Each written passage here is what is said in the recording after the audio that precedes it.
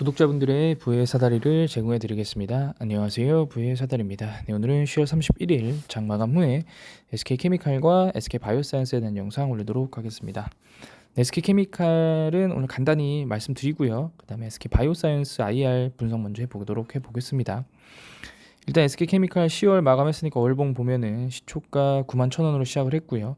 종가는 88,400원. 결국에는 한 달간 움직임이 2% 하락했다라고 보여집니다. 지금 보면은 계단식 하락들을 보이고 있는데요. 계단식 하락하고 횡보하다가 결국에 버티지 못하고 또 급락하고 또 버티지 못하고 급락하는 그런 모습들입니다. 월봉으로 보면. 그리고 주봉으로 보게 되면은 끊임없는 하락을 하고 있죠. 그래서 현재 그 과거에 SK 바이오사이언스 때보다는 아직까지는 훨씬 밑에 위에 있습니다. 그때는 5만 원대였고요. 지금은 8만 원대이기 때문에 그럼에도 불구하고 고점 대비 71% 정도 빠져 있는 상태입니다. 오늘 일봉 기준으로 보게 되면 오늘도 소폭 하락했는데요.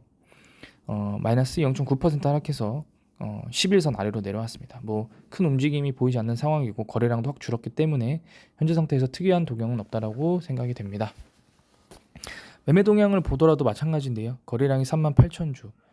네. 그 최근 한 달간 두 번째 최소 거래량 33,000주일 때보다 조금 더 많아진 38,000주고요. 연기금은 계속적으로 매도를 하고 있습니다. 네. 이렇게 거래량이 없는데도 불구하고 오늘 같은 경우에 매도를 연기금이 2,900주 이상 했고요. 3,000주 가까이 했고요. 매수는 아예 없었습니다. 일단은 오늘 외국인도 매도를 했는데 당연히 프로그램 볼까요? 보진 않았는데 프로그램이 아마 매도이지 않을까 싶습니다. 네, 역시 매도네요. 네, 프로그램이 어쨌든 조금이라도 순 매수를 해줘야 조금이라도 상승을 하는데 조금이나마 순 매도를 했기 때문에 조금이나마 떨어진 겁니다. 결국에 오늘 만약에 외국인 순 매수가 한 3, 4억 정도만 됐다라고 하면은 89,800원이나 9만 원 딱 언저리 걸쳐서 종가를 마감했을 수도 있을 거라고 생각합니다. 대차장고 같은 경우에는 지금 지속적으로 이 120만 주 꾸준하게 늘어나고 있습니다. 네, 그 결국에 이 과거에 급등했을 때, 그러니까 급등이라는 게 대차장고가 급등했을 때 어떤 주체가 어떤 사유를 보고 들어왔는지가 상당히 중요한데요. 첫 번째로 해석될 수 있는 것은 MSCI 편출입니다. 네, MSCI 편출 때문에 공매도를 치기 위해서 들어왔다라고 생각하는 부분이 하나 있을 수 있고요. 두 번째는 SK 바이오사이언스가 급락을 하고 있기 때문에 모회사도 영향을 받을 수밖에 없다라는 부분이 있는데요. 또 하나는 생각보다 SK 케미칼이 하고 있는 사업인 친환경 관련된 소재들이 기대 이하다라는 건데요. 첫 번째, 두 번째는 사실은 이렇게 들어왔다라고 하면 그 공매도는 필패할 수밖에 없습니다만 세 번째 공매도는 사실은 진짜로 이번 3분기 실적 발표를 하고 나서 생각보다 우리가 기대한 것보다 훨씬 더 저조하다라고 하면은 그때는 이 SK케미칼의 방향성이 과연 맞냐 아니면은 SK케미칼이 갖고 있는 영업 인프라가 제대로 된 게 맞냐라는 그런 의구심을 품을 수밖에 없다고 생각합니다. 그래서 상당히 3분기 실적 발표가 중요한 상황이고요. 공매도 같은 경우에도 오늘은 또 어마무시하게 40%가 나왔습니다. 네, 그러니까 이게 정말로 이 지금 대차를 받아서 다 공매도를 치고 있는 거거든요. 결국에는 SK케미칼이 시장에서 관심을 받아서 폭등할 수 있는 재료가 나오지 않는 이상은 이 공매도 계속 나올 겁니다. 그리고 뭐 제가 이거는 확인해보지 않았습니다만 이 정도 공매도가 나왔음에도 불구하고 공매도 어떤 그 공매도 과열 종목이 지정되지 않는 이유도 사실은 그 기준에 맞게끔 보면 나오긴 할 텐데요. 결국에 공매도 과열 지정이 돼도 뭐 하루 이틀 하루면은 바로 풀리기 때문에 사실 시장에서 크게 영향력이 없는 것으로 확인이 되고 있습니다. 그래서 SK케미칼은 비록 빠르게 친환경 관련 기업으로 턴어라운드 하려고 노력을 했으나 시장에서는 여전히 SK케미칼은 SK바이오사이언스의 그냥 모회사로만 인식을 하고 있고 그로 인해서 공매도도 여전히 늘어나고 있고 시장에서 큰 관심을 못 보이고 있고 다른 종목들이 상승할 때도 그냥 독야청청 하락하거나 횡보하는 그런 상황이다.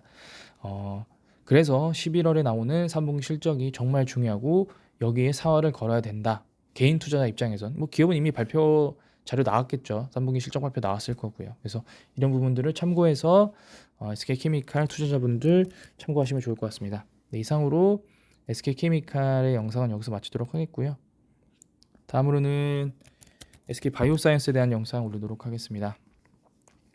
3분기 영업이익 213억 원, 전년 대비 78.7% 하락했습니다. 이거는 이따가 IR 자료에서 보고요. 사실 오늘 일봉으로 보게 되면은 시가는 좋았죠. 3% 시작을 하고 장중에 5%까지 올라갔지만 종가는 75,600원, 0.6% 상승했습니다. 400원 올랐고요. 이런 모습이 제일 좋지 않아요. 차라리 그냥 마이너스로 시작했다가 0.5% 상승으로 끝나는 게 좋지. 이렇게 고점 갭상 띄워놓고 그 갭을 전부 다 이제 메꿔버리는 그런 모습들은 사실은 수급 측면에서 좋지는 않습니다. 수급을 보게 되면은 결국에 오늘도 개인만 매수를 했죠. 이렇게 비록 상승은 했지만 그 상승했을 때 고점에서 개인들이 다 받아낸 것으로 판단이 되어집니다. 연기금은 꾸준하게 매도를 하고 있고요. 10월 1일 4분기부터 연기금은 3만 주를 매도했고 외국인은 비록 21만 주를 매수한 상태이지만 들쑥날쑥하고 있기 때문에 실제로는 어떤 움직임인지도 판단이 되지는 않습니다. 그래서 오늘 같은 경우에는 뭐 3분기 실적이 안 좋을 거라는 것은 당연했던 부분이고 IR 자료를 보면서 어떤 움직임을 보일지 한번 보도록 해보겠습니다. 결국에는 IR에서 어떤 모습을 보여주는지가 중요한 거거든요. 네, 3분기 SK바이오사이언스 경영 실적입니다. 지금 보게 되면은 여기도 기재가 돼 있죠. 하이라이트 보면 CMO 매출이 저조했다. 매출액은 전분기 대비 34% 줄었고 영업이익은 65% 줄었다고 합니다. 세피에서 mRNA 백신 개발을 지원했다. 최대 140밀리언까지 지원을 하겠다라고 되어 있고요. 그다음에 일본 내염과 라사열 바이러스 백신을 우선 개발하고 mRNA 플랫폼 시스템 구축 가속화하겠다. 그리고 스카이코비언 상용화가 되었고, 그다음에 현재 해외 허가 진행 중이다. 그리고 성장 전략을 구체화하겠다. 이런 내용들이 있습니다. 사실은 경영 실적은 이미 알고 있던 부분들이고, 그다음에 시장에서도 이렇게 경영 실적이 빠질 거라는 것을 알고 있기 때문에 시장에서 선반영했을 거라고 생각합니다. 영업이익은 전분기 대비는 훨씬 많이 당연히 줄었죠. 그래서 214억 원, 그 다음에 전분기 대비에도 약 거의 3분의 1 토막 난 상황입니다. 그럼 결국에는 SK바이오사이언스가 영업이익이 200억 원이 루틴한 상황이라고 보면은 연 영업이익 1000억이 넘지 않는 그런 기업이라고 판단할 수밖에 없고, 그렇게 되면은 사실은 SK바이오사이언스가 현재 시가총액을 제대로 반영할 수 있을까라고 생각했을 때 어려운 상황입니다. 그래서 더 영업이익이 나와줘야 되는데요. 일단은 부채 비율은 줄어들었습니다만 그래도 올해 1Q보다는 높은 상태이고 차입금도 소폭 줄었습니다만 올해 1Q보다 0.1% 늘어나 있는 상황입니다. 그래서 이 결국에 지금 수익과 영업이익 재무제표로 거의 이 16페이지의 절반 이상을 차지했고요. 그럼 결국 결론적으로 봤을 때 그러니까 저는 여기서 어떤 숫자, 영업이익, 매출액, 그다음에 재무 구조를 보고자 하는 게 아니고 이 현재 SK바이오사이언스가 총 16장의 경영 페이지를 IR 자료를 제출했는데 그 중에서 8페이지가 누구나 알 수 있는 그런 팩트만 기반으로 50%를 반영했다라는 부분이 사실은 조금은 아직까지는 준비가 덜 된 것 같다라고 저는 판단이 됩니다. 그리고 스카이코비언 관련해 가지고 이미 지금 오미크론은커녕 지금 코로나 더 이상 신경 쓰지도 않고 있는 상황에서 오미크론 관련된 중화능 상승 효과 확인했다. 이런 내용들이 또 한 페이지를 차지하고 있고요. 지금 보게 되시면은 사실은 영국과 유럽 WHO의 서류 제출을 완료하고 신청 완료했는데 EMA 그 신청을 완료했는데 사실은 그 이유에 대한 내용이 전혀 없거든요. 그러니까 EQ 이후에 멈춰 있습니다.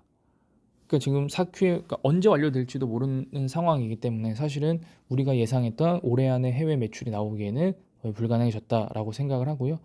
부스터샷 관련해서도 사실은 우리나라에서 아무리 승인을 해봐야 그 모수가 집단이 적기 때문에 이거는 의미가 없다라고 봅니다. 가장 중요한 부분이 이 mRNA 신규 프로젝트인데요. 지금 내용을 보면은 디지즈 X, 그러니까 예상하지 못하는 어떤 그런 감염병을 대응하기 위한 발표를 마련하겠다라는 부분인데요. 그래서 지금 현재 그 자체 플랫폼을 확보하겠다라는 부분인데 세피가 결국에는 SK바이오사이언스의 구세주라고 저는 할 수 있을 거라 생각합니다. 결국에 세피든 어디든 결국에 SK바이오사이언스가 어떤 신규 바이오 기업으로서 성장하는데 도움을 줄 수 있는 재단이 있다라고 하면은 그거는 결국에 긍정적인 부분이고요. 물론 그 이후에 나오는 어떤 백신에 대한 수익을 분명히 분배를 해야 되겠지만 어쨌든 늦었지만 그래도 mRNA 플랫폼 시장에 진입을 하고 거기에 성과를 낼 수 있을 만한 그런 어떤 아웃풋이 나온다는 부분이 상당히 고무적이라고 저는 생각합니다. 뭐 일본 내염 라시알 백신에다가 뭐 호흡기 세포 융합 바이러스 백신, 그다음에 거대 세포 바이러스 백신, 비만 항암 백신 등 여러 가지 기술 확보하고 프라이빗 영역 활용을 가능하겠다. 사실은 비만 항암 백신은 어떤 미지의 영역이죠. 사실 성공만 한다라고 하면 대박이 날 수 있는데 과연 SK 바이오사이언스가 이런 부분들을 할 수 있을지. 사실은 SK 바이오팜 같은 경우에는 뭐 계열사지만 서로 다른 회사지만 뇌전증 치료제, 옛날에 간질이라고 했죠. 그래서 성인 뇌전증 치료제를 FDA 승인을 받아서 미국에서 꾸준히 판매를 하고 있습니다. 시장 규모가 뭐 원체 크지는 않아서 SK 바이오팜 주가도 좀 어려운 상황입니다만 어쨌든 이러한 미국의 FDA 승인되는 약이 하나라도 나온다라고 하면 조금 더 주가가 반등하는 데는 도움이 되지 않을까 생각합니다. 사실은 여기가 정말 아쉬운 부분인데요. 결국에 우리가 기대했던 mRNA나 mNA 쪽은 mNA 확인도 안 되어 있고요. mRNA 신규 프로젝트 최근에 나온 뉴스 말고는 변동사항이 없습니다. 결국에는 스카이코비원 현황 한 장과 신규 프로젝트 mRNA 플랫폼 하나만 16페이지 중에서 2페이지, 약 12.5%씩 차지했고요. 그리고 나서 이제 그냥 첨부 자료입니다. 첨부 자료를 보게 되면은 뭐 이제 지금 뭐 R&D, 그다음에 플랫폼, 글로벌 협력, M&A, 그리고 뭐 하겠다, 뭐 이렇게 해서, 그러니까 R&D를 통해서 코로나를 엔데믹을 시키겠다. 플랫폼 기술을 통해서 백신 사업을 강화하고 글로벌 협력을 통해서 세계화를 할 거고 M&A를 통해서 세포 유전자 치료제를 확보할 거고 그다음에 뭐 여러 가지 넥스트 팬데믹을 준비하겠다라는 내용인데요. 이런 내용들은 사실은 누구나 쓸 수 있는 내용이고 그다음에 주요 파이프라인 리스트도 과거에 썼던 내용과 크게 변동이 없는 상황입니다. 그래서 뭐 결론적으로 지금 끝났거든요. 이러고 끝났습니다. 15페이지거든요. 그러니까 결론적으로 3분기 SK 바이오사이언스의 그 어떤 IR 자료는 상당히 실망스럽다라고 표현할 수밖에 없습니다. 뭐 그럼에도 불구하고 제가 실망한 것과는 다르게 시장에서 좋은 생각을 갖게 된다면 모르겠습니다만 아직까지 제가 생각했을 때 정신을 차리지 못한 것 같다라고 생각이 들고요. 코로나에 아직도 올인을 하고 있는 것 같고 사실은 코로나에 올인을 하다 보니까 매몰 비용이 아까워서 계속적으로 지금 인력을 투입하고 있는 것 같은데 해외에서 승인이 나지 못할 거라고 판단이 되면은 빠르게 사업을 접고 mRNA 플랫폼이나 아니면은 M&A 아니면은 뭐 미국 사업 진출 될 수 있는 것들을 빠르게 하는 게 맞지 않나 생각 듭니다. 특히나 지금 현재 중국과 미국이 글로벌로 경쟁을 하고 있고 중국의 성장도 줄어들고 있는 상황에서 빠르게 미국의 법인 이미 세웠기 때문에 미국 쪽에서 조금 더 어떤 미국 친화적으로 사업을 한다던가 아니면은 뭐 유럽에서도 한다던가 어쨌든 우리가 예상하지 못한 방향으로 사업의 어떤 확대가 빠르게 펼쳐져야 되는데 이런 부분들이 전혀 나타나지 않고 있고 일반인들에게도 제공되지 않았기 때문에 현재 앞으로의 또 4분기 주가도 상승보다는 횡보할 가능성이 높다라고 저는 생각을 하게 됩니다. 좋은 어떤 내용으로 말씀드리고 싶었는데 사실은 저도 지금 처음 봤지만 IR 자료가 생각보다 좀 처참해서 좀 아쉬운 상황입니다. 그럼에도 불구하고 주가는 좀 반등했으면 하는 바람으로 오늘 영상은 여기서 마치도록 하겠습니다. 시청해 주셔서 감사합니다.